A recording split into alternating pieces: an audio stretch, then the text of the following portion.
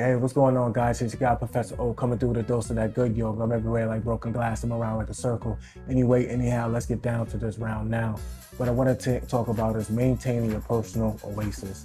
What does that mean? Now, your oasis, let's look at your oasis as your mental emotional makeup. It's that beautiful lake that's personally yours. You keep it in your backyard. It's your personal pond, right? But again, it's your mental emotional makeup, all the things that you put in, your joy, your happiness, your sadness, your sorrow, your perspective, your reactions, your responses, everything is in this pond and it's purely yours. And maintenance of it is key for you to be able to stream forward ahead, right?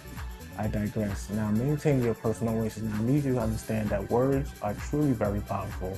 What does that mean? Well, it's pretty much self-explanatory, but I'll get a little bit more involved in it.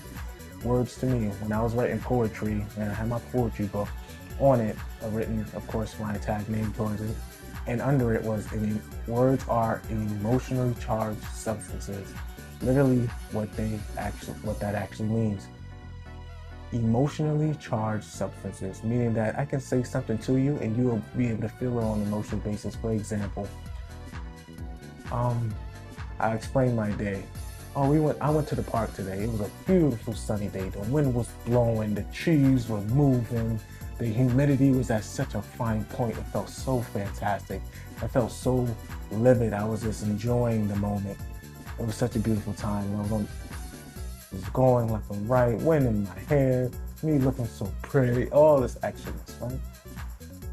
Now, mind you, you've never been to this park at all, but you've been to a park. You felt a sunny day. You felt when the humidity was fine. You've been on the swings and it felt so beautiful as you rock back and forth. You've seen when the trees are moving with the wind and how breezy it looks. So not only have you never been to that park, but however, based on your previous knowledge, you were able to relate to it. And now as you related to it, you was able to feel what I felt, to a similarity. But it wasn't actually the actual, but a similarity indeed.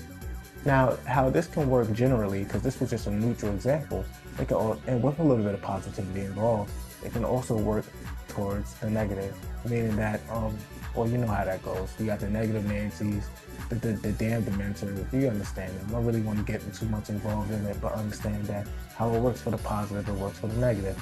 Now, maintaining your oasis is so essential because remember, when you're cleaning out the filth, and this is you doing the inner work, please watch the previous video. When you're doing the inner work, you're cleaning out, again, I spoke about it when you get your enlightenment point, the aha moment, not the aha moment, not the eureka, but again, you see the light turn on, it's time to clean out, etc. so forth. As you're doing this, and remember, you have to maintain, it's like you got to secure your pond, playing security towards your water, because this is your personal pond, your personal oasis. And the reason why I choose oasis because it's representing your personal paradise. I remember a homegirl of mine at one point in time, very cool, she said to me, this is called life, not paradise. And that's an interesting perspective, but it has a lot of weight to it, but I digress. But your personal paradise is your personal oasis. And being that your personal oasis, truly what's yours, and how you're able to move forward, and how you're able to achieve your certain goals, your certain things, is how it's really depending on how you secure your oasis. Now, there'll be others that will speak passive aggressiveness, gaslighting, whatever these terms are called. You understand it because you trust that vibe because energy doesn't lie. But the more cognitive and the more aware you are of your own consciousness and aware of how you relate to things and how you respond, and you're no longer reacting, that's when you're more aligned with your consciousness. Now look at it like this. Now your consciousness, look at it, you're in a big room, no furniture or anything. It's just an empty room full of space. And in this empty room, you have a balloon. Now the balloon represents your consciousness, and you keep adding in air to your balloon. Now this balloon has the potential and the capacity to fill the entire room without popping once. And how you pop this balloon is literally by losing your cool. Remember, you don't control your anger by losing it. Keep up, please. So now, as you're filling in your balloon, and this is filling it with breath, the bigger your balloon gets, the more conscious you are of your subconscious. Because remember, your subconscious it's very big, but also very young. So when you're dealing with something that's very sensitive and young, it takes it in neutrally. It doesn't know whether it's bad or good. It just listens to it as a command. So you want to get more control of your subconscious, because your subconscious is what brings you into fruition. Like literally, your consciousness is what you think about getting there, but your subconscious is what actually makes it happen. It's very deep when it deals with your subconscious, but I don't want to get too much involved in that. So as you're filling up with air, which is your breath, because the more you got control of your breath, the more control you have of your consciousness, and the more aware you become of your subconscious. Then those two begin to connect. Now it's no longer a dual thing of being conscious and subconscious. Now you're bridging the gap where now it's becoming more whole. You would begin to respond more adequately. You begin to more keeping your oasis more personable, and understanding that this is a private oasis right here. This is a private pond. You got a lot of individuals who've been swimming in your pond. And this is all about securing your own pond and understand, like, you can't swim here. I don't know you got your trunks, you got your lifeguard suit on, and you about to come through. No. Hold on for a second. And no. You gotta, go to the public park over there. All those good things, yeah. All that. Yeah, with the dudes peeing in the pool, yeah, that's your style. Yeah, go now, go, right? You'll understand that, because then and that's representing that you're not allowing everybody in your personal space, because this is your personal oasis. This is how your waters, you like your water at a certain temperature. You like your water to feel good, clean, fresh, life-giving, right? Understanding that you can't pour from an empty cup. So if you got a whole bunch of other people access to your personal pond, your oasis, how are you able going to rejuvenate your own self when you're not even taking care of it? You got people they don't even shower, just jumping in the pool, jumping in your pool, wow, watching on, smelling like, ugh. And then guess what? Once they get up out your pond, they feel all fresh and clean, because your pond was so beautiful, and then they left all that filth in there, right? Now, how do you prevent access for people swimming in your oasis? Is becoming more conscious of your oasis, meaning you're more conscious of who you are, what your triggers are, and address your triggers personally. This deals with a lot of inner work here. So please, if you're not doing the inner work, it'll all sound good and sound very, very rejuvenating to you. But then when it's time to be applicable, it won't benefit you anything, because you're not doing the inner work. This is being really real with yourself and understanding, okay, I may need to gain more patience. I do need help in these areas. I need to gain certain situations to be able to make myself more beneficial to my future. So now you're doing the inner work. Now you're protecting your oasis. Now you're putting up, no, don't come here, don't swim here. This has nothing to do with you. This is my personal pond, my personal oasis. This is my water, thank you very much.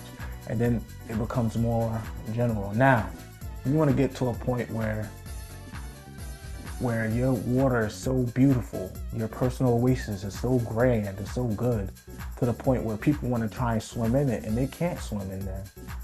They don't got the proper equipment. In order to swim in this oasis, you got to be properly prepared. And this is not about being overprotective, being aggressive. No, it's just you're so open and aware and conscious of what's the situation.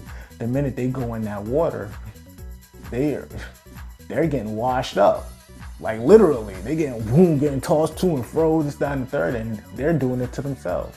It's like it's like you're dealing with a kid that don't listen, and you tell them, don't touch that spot, bro, because you're gonna get electrocuted. But this is not you even reacting in a negative sense. This is them self-experiencing, right?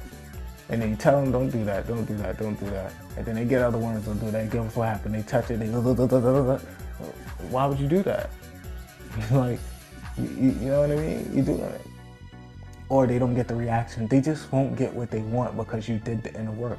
You cleaned out your pond. You seen the leaves being tossed to and from. You seen those leaves in your pond. You're cleaning out the water. Your water's looking all good. Then you start adding in things. You got your little garden statues around. You know what I'm saying? It's looking, the border's looking pretty, it's looking beautiful, and that's your personal oasis right there. So you want to maintain it, and you maintain it by, again, adding in more good traits, positive traits that align to your future self, cleaning out all the other gunk so it's never, you know, building up any type of filth in there. Understanding the inner work and understanding that this inner work represents your oasis and your clean water that you want to keep clean at all times. And then it becomes perpetual to the point where now you're not even thinking about it. Now it becomes muscle memory to the point of achieving and self-love and growth. These things are very essential, right? But I want to get back to I want to kind of trail back a little bit more on the power of words, because words move water, because real water is really an emotional understanding, and your emotions could also dictate your mentality. But when you're dealing with logic, also realize this: your logic is your foundation that holds the water in. They both play a major role. Now, emotions, this is something that you need to respond from, but it is a compass for you to feel so you can understand what you're feeling and to be able to use your logic in the mix in between. Now, this is a trait that, again, I'm not speaking from an infallible point, meaning that I got all the answers. Oh, this guy's so perfect, he's so cool. Again, I'm a developing individual, and I'm consistently developing. But in my point and path of development, what I've realized is that it's so beautiful to feel, because as you feel it, then you could be able to discern what you're feeling. Now, this isn't something that you need to respond from, because when you're responding from your emotions instead of your logic, then you're not making a positive life choice. Why would I decide for my emotions on a life choice? Understanding that my feelings are tossed to and from. I may feel like this today, but I may not feel like this tomorrow. But what I know consistently is that, all right, I need to do this to be able to achieve my goals, whether I feel like it or not. Simple as that.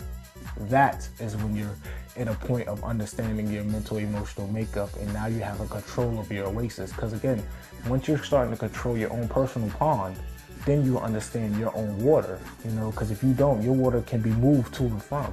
Other outside entities can come and start pushing your water around, and your water's getting all out of it's getting all out of its structure, and now you probably don't got no water left. You got to fill it back up, etc. and so forth.